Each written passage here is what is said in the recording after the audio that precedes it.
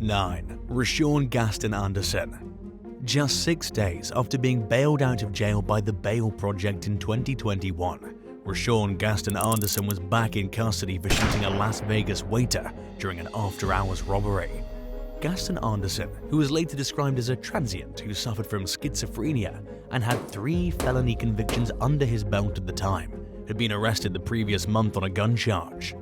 The judge overseeing the case released him without bail and warned him to stay out of trouble. Less than a day later, the suspect was arrested for burglary and theft. The Bail Project posted his $3,000 bond, despite what some might describe as an obvious disregard for the law. Restaurant server Chengyan Wang was mopping the floor at his workplace when Anderson entered through a back door and demanded money. The suspect opened fire and shot Wang 11 times, puncturing the victim's lungs, stomach, shoulder, neck, and hands. Wang miraculously survived, but would undergo multiple surgeries and extensive rehabilitation. This time, Gaston Anderson was held without bail. Just months before the shooting, Wang had moved from China to the US to start a new life. Like many others, he questioned why the Bail Project paid Gaston Anderson's bail, given the suspect's extensive criminal history and lack of a permanent address. In the weeks and months following the shooting, the non-profit fell under widespread scrutiny, with many questioning its vetting process, risk assessment protocol, and other factors that are considered in deciding who to help. The Bail Project shut down its Las Vegas chapter shortly after Wang filed a lawsuit. Gaston Anderson pleaded guilty to reduced charges of felony mayhem and attempted robbery, and was sentenced to 7 to 18 years in prison. 8. Michael DeWitt. 17-year-old Madeline Trout was driving along a Kentucky highway one evening in 2021 when she was killed in a head-on crash with a stolen pickup truck. The carjacked vehicle was driving north through Louisville when it drifted into the southbound lanes. Police arrested the driver, 28-year-old Michael DeWitt, on charges of murder, car theft, driving under the influence of a controlled substance, and being a felon in possession of a handgun. He also faces a federal charge of carjacking resulting in death, which could come with the death penalty. DeWitt allegedly had high amounts of methamphetamine and sedatives in his system at the time. Just a week earlier, he'd been bailed out of jail in a separate case with funding from the Bail Project. Madeline's family sued the nonprofit for allegedly failing to thoroughly investigate DeWitt's extensive criminal history and his likelihood to re-offend. The lawsuit also accused the Bail Project of failing to monitor DeWitt after paying to get him released. A judge concluded that the organization has no responsibility to investigate a defendant's suitability for release or to keep an eye on them after covering their bail. Kentucky lawmakers have introduced a bill that would cap charitable bail payments at $5,000 and require nonprofits like the Bail Project to disclose their donors and who they're helping. The proposed legislation is receiving strong support and strong opposition, and whether it will pass into law remains to be seen. 7. Sarah Lilly. 4 families lost their homes in early 2023 when their apartment complex in Springville, New York caught fire and was destroyed beyond repair. The tenants escaped without injury but lost everything they owned, including 2 cats who died in the blaze. One of the tenants, 36-year-old Sarah Lilly, was arrested on suspicion of felony arson. Some locals who claim to be familiar with the situation claim that she started the fire because of a dispute with the landlord. After setting the building ablaze, the suspect allegedly went to a bar and bragged about it. At the time the fire occurred, Lilly was facing charges of felony burglary and misdemeanor arson in a separate case. She was accused of stealing from a store she'd been banned from after a previous shoplifting incident. Lilly was released while the charges were pending due to New York State's bail reform laws, which strictly limit the court's ability to hold suspects on bail. The arson charge was enough to put her behind bars for the time being, but some community members don't think it should have taken that much to keep her locked up, and they feel let down by the system. Mindy Morelli, who lost her home in the fire, told local station WIVB that the fire could have been prevented. The suspect is well known to law enforcement, according to Erie County Sheriff John Garcia, who said that the department received 63 911 calls about Lilly in the 6 months leading up to the fire. If convicted, Lilly could face up to 25 years in prison. 6. Richard Klein. 56-year-old Anthony Fuimano was fatally shot outside a home in Fairfield, California in April 2022 during an argument between multiple people. Police arrested 51-year-old Richard Klein on suspicion of being the shooter and for being a felon in possession of a gun. He made bail a few days later. Klein was still awaiting trial 8 months later when he became the prime suspect in the shooting death of a 37-year-old man from Suisun City. Emergency responders found the victim suffering from multiple gunshot wounds and rushed him to the hospital, where he died from his injuries. U.S. Marshals apprehended Klein in Rosarito, Mexico in early 2023 following a multi-agency investigation. He faces a murder charge, along with several other counts, including possession of a controlled substance while armed and 2 possession for sale charges.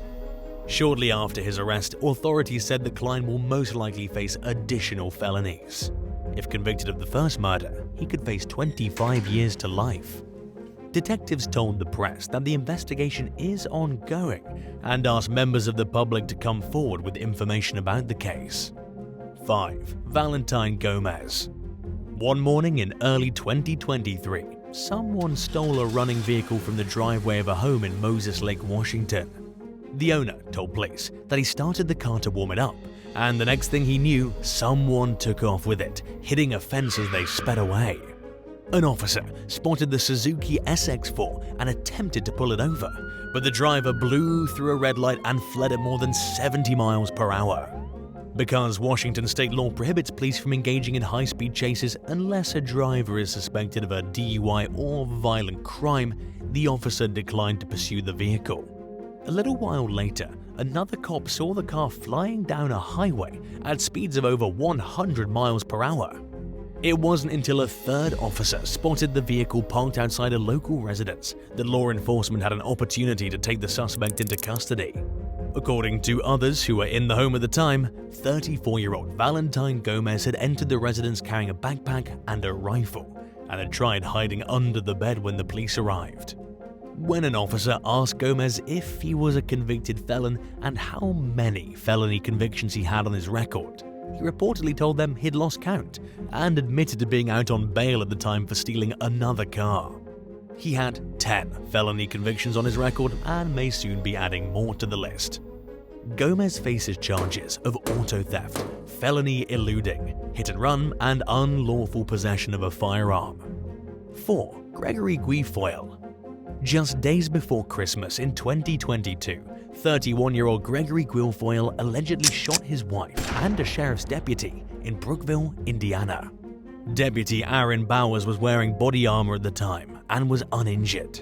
He returned fire, striking Guilfoyle at least once.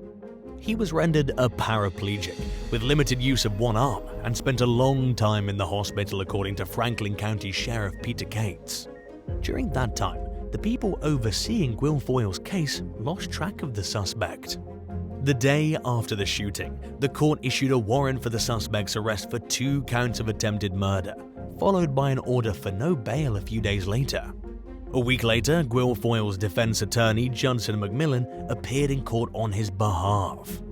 At the time, Guilfoyle was receiving medical treatment while in the custody of the Hamilton County Sheriff in Ohio.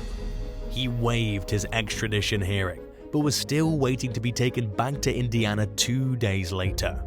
McMillan filed for a prompt initial hearing, which is guaranteed under state law, while Sheriff Cates filed paperwork that would house Guilfoyle in a state prison upon his return to Indiana, where staff were better equipped to care for his medical needs than a county jail. Guilfoyle was extradited to an Indiana state prison before the judge had approved the motion and without a bail hearing, and the court wasn't notified of his whereabouts. The suspect didn't appear on the prison's database, and even his own lawyer had no idea where he was. After finally tracking Guilfoyle down, McMillan filed a habeas corpus motion arguing that his client was being falsely imprisoned. Based on the circumstances, the judge had no choice but to free the suspect. McMillan told Fox 19 that he understands why the court wanted to find a facility that could accommodate Guilfoyle's medical needs, but that they went about doing it the wrong way. For now, he remains at home on an ankle bracelet. 3. Riley Dowell. While responding to a reported disturbance one night in early 2023, police encountered anti-law enforcement protesters at Boston Common. One of the demonstrators was allegedly spray painting a monument with anti-police graffiti. According to police, around 20 people surrounded the officers, stopping traffic as they shouted profanities through a megaphone. While trying to get the suspected spray painter under control, one cop was reportedly struck in the face and began bleeding from the nose and mouth. 23-year-old Riley Dowell, the daughter of U.S. Representative Katherine Clark, was accused of hitting the officer while flailing her arms and resisting being taken into custody. According to an arrest report, police found a can of spray paint in her backpack. Dowell was charged with assault and battery on a police officer, vandalizing property, tagging property, vandalizing a historic marker or monument, and resisting arrest. She was released on $500 bail, which seemed to many like a generously low amount considering the nature of the allegations against her. Some speculated that the court went easy on her because of her mother's status as a lawmaker, and questioned the role of favoritism in a system that's supposed to give everyone the same presumption of innocence and the benefit of the doubt. Katherine Clark, who fell under her own share of scrutiny after being arrested during a pro-abortion protest last year, told the public hours after Dowell's arrest that she condemns all violence, including against police. She said she has full trust in the legal system and that the outcome will be fair and equitable. 2. Idris Harji Mohammed. In late 2022, 26-year-old Jeremy Ellis was found dead from multiple gunshot wounds in a running car in downtown Minneapolis. Inside the vehicle, police found several $100s in cash and a gun. A witness told police that she heard multiple gunshots and saw 27-year-old Idris Harji Mohammed, who later turned out to be the car's registered owner, ducking behind a vehicle nearby.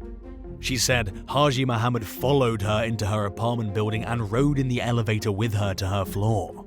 Later that evening, police saw a man matching the suspect's description leave the building. Harji Mohammed allegedly claimed that he was in the middle of a drug transaction when Ellis ordered him out of his car at gunpoint. Once Ellis got into the driver's seat, Harji Mohammed shot him. At the time, the suspect was out on bail in connection with an ongoing homicide case from 2021.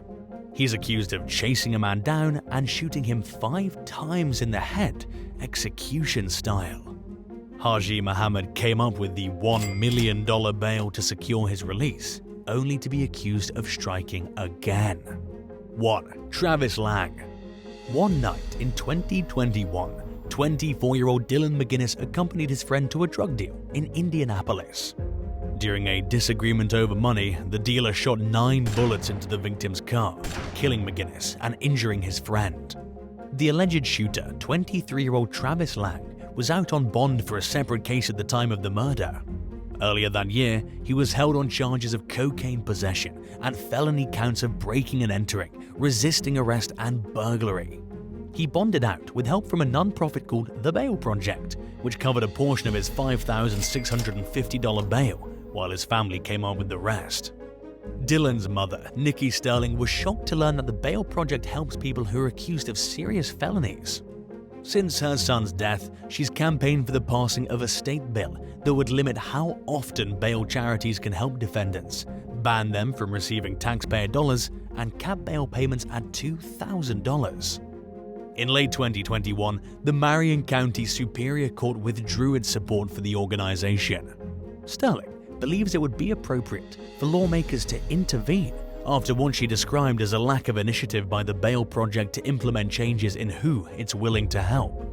The nonprofit's director, David Gaspar, called the bill unfair and told local station WTHR that the Bail Project would not consider only covering bail for misdemeanors and low-level felonies. The debate is ongoing. Thanks for watching. Would you rather live in a state that only imposes bail for extremely serious crimes like New York, where many argue the dangerous criminals are being allowed to roam free while others claim it makes the system more fair? Or a state that's known for setting unforgivingly high bail amounts, even for minor offenses, but has extremely low crime rates? Let us know in the comments below and don't forget to subscribe. See you next time. Bye.